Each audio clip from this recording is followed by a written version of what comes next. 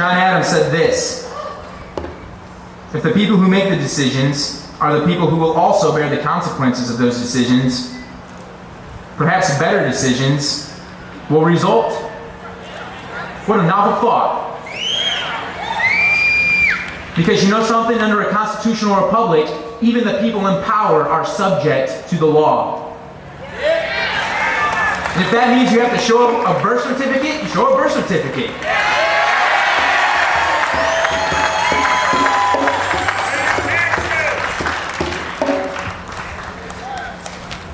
I'm going to give you some more quotes from Thomas Jefferson, because I'm telling you, whenever I started reading the Founding Fathers, the discussions that took place in the debates at the Constitutional Convention, you really begin to get an idea of exactly what their real intentions were. Thomas Jefferson said he said, "Is confidence or discretion or a strict limit the principle of our Constitution?" I would have to say it's principle. I have a hard time giving our elected leaders in Washington any discretion to do anything right now. He goes on to say that confidence is everywhere the parent of despotism. In other words, what he's saying is by giving all your confidence and just saying, you know what, you just govern us. We're going to go to Six Flags.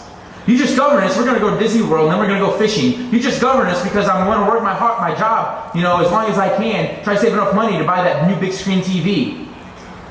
Is confidence everywhere is the parent of despotism.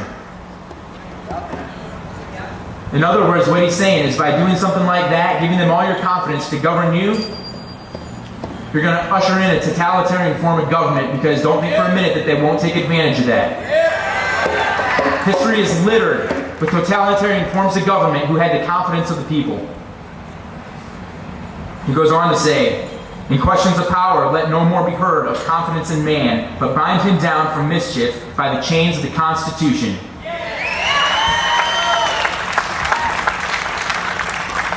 This is our law, this is their law.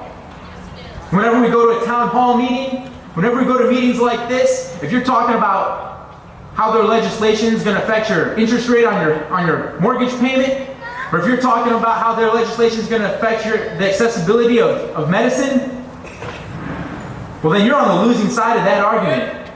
Because they will lie. They have these slimy tongues, and over the last 230 some years, they've developed this unusual ability to swerve around everything that you try to bring up. But there is one thing that they cannot run from, because they took an oath to it. That's the United States Constitution.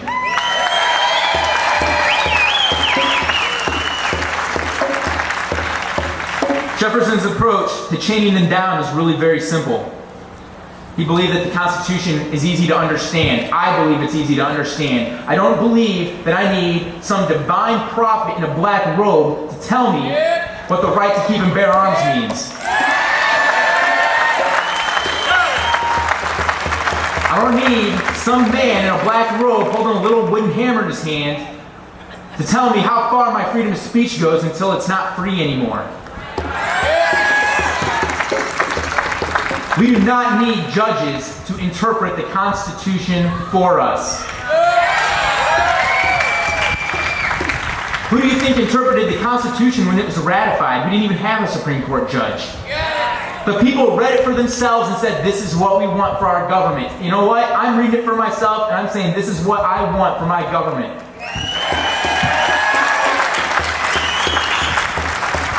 Another way to bind them down is this. Thomas Jefferson believed that all legislation, no matter how good the intentions are, it does not pass through the filter of the United States Constitution unless it is found within the confines of Article 1, Section 8. You know what's not there? Anything that has to do with hate crimes. The ability to create an insurance plan, call it the public option, that's not in there.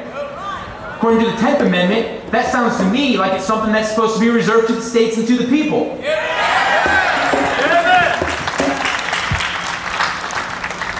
Thomas Jefferson said the purpose of a written constitution is to bind up the several branches of government by certain laws, which when they transgress, their acts shall become nullities to render a rebellion. 1782, Thomas Jefferson. Kentucky Resolution 1798. Whenever the general government assumes undelegated powers, its acts are unauthoritative, void, and of no force. How's that for original intent? Here's one of our founding fathers. When a man assumes a public trust, he should consider himself as public property. We've been giving him too much confidence.